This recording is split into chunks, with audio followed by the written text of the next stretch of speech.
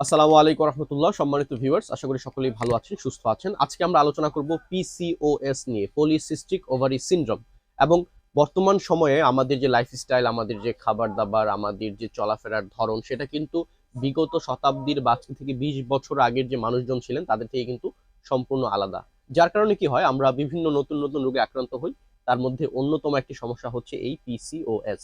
দেখেন, আমাদের এই বর্তমান সময়ে মায়েদের মধ্যে বা আমি যদি বলি যে যারা প্রেগনেন্সি নিতে চাচ্ছেন তাদের মধ্যে প্রায়ই এই সমস্যাটা দেখা যাচ্ছে, যে এই প্রবলেমটা। এখন আদৌ এই প্রবলেমটা হলে আমরা কিভাবে প্রেগনেন্সির দিকে যাব, বা এটার আসলেও কোনো সমাধান সম্ভব কিনা, সেটা নিয়ে আজকে আমরা কথা বলবো। আর হোমিওপ্যাথিতে আসলে কতটুকু সমাধান সম্ভব, এটাও একটা প্রশ্ন। এখন আমাদের পিসিওএস এর প্রবলেম হলে আমরা সাধারণত কি করি, আইভিএফ যে পদ্ধতি আছে সেটার মাধ্যমে যাই, বা সেভাবে চেষ্টা করি, যদিও এটা খুবই ব্যয়বহুল। কিন্তু হোমিওপ্যাথির মাধ্যমে যে খুব সহজেই এই সমস্যাটার সমাধান সম্ভব, সেটা কিন্তু আমরা অনেকেই জানি না। এখন আজকে আমি আপনাদের সাথে আমার একটা পেশেন্টের কথোপকথন শেয়ার করব, যেখানে আমরা মাত্র 1 মাস চিকিৎসার মাধ্যমেই কিন্তু প্রেগনেন্সিটা পেতে সক্ষম হয়েছি আল্লাহ তাআলার অশেষ রহমতে। এবং আমরা সেখানে শুধুমাত্র হোমিওপ্যাথিক মেডিসিন এর পদ্ধতিটাই চেষ্টা করেছিলাম, এবং আলহামদুলিল্লাহ আমরা সফল হয়েছি। চলুন রোগীর কথা রোগীর কাছ থেকে শুনে আসি। হচ্ছে সিস্টের। হ্যাঁ, আল্ট্রাসাউন্ড করার পরে আজকে রিপোর্টটা পজিটিভ আসছে, আলহামদুলিল্লাহ। আচ্ছা আচ্ছা। আর ওই সিস্টটা 3 মিলিমিটার ছিল, ওইটা আর একটু ছোট হয়েছে, 1 মিলিমিটারের মতো হয়ে গেছে। জি জি, আলহামদুলিল্লাহ।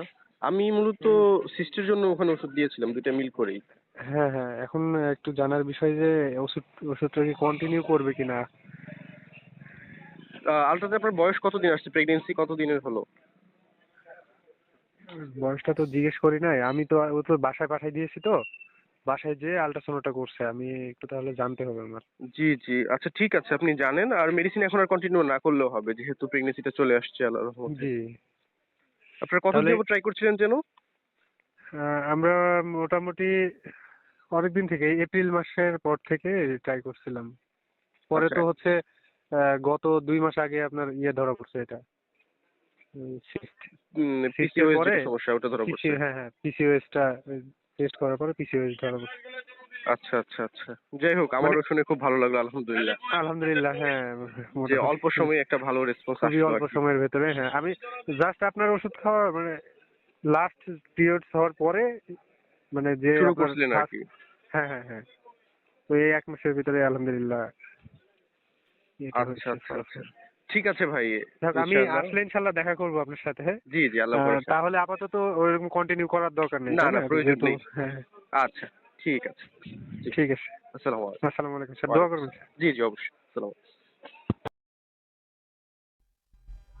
এখানে একটি লক্ষণীয় বিষয় দেখেন, যে আমরা রোগীকে যে চিকিৎসাটা করলাম, রোগের যে চিকিৎসাটা করলাম, রোগীর যে চিকিৎসাটা করলাম, এখানে কি হলো?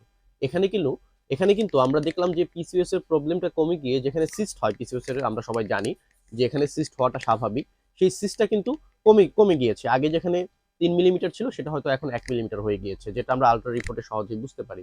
এর পাশাপাশি কিন্তু কনসিভটাও হয়েছে। তার মানে হোমিওপ্যাথির মাধ্যমে কিন্তু অবশ্যই আমরা একটি পার্মানেন্ট একটা সলিউশন দিতে পারছি। এবং আপনারা এই ধরনের রোগে আক্রান্ত হলে কোনো দুশ্চিন্তার কিছু নেই।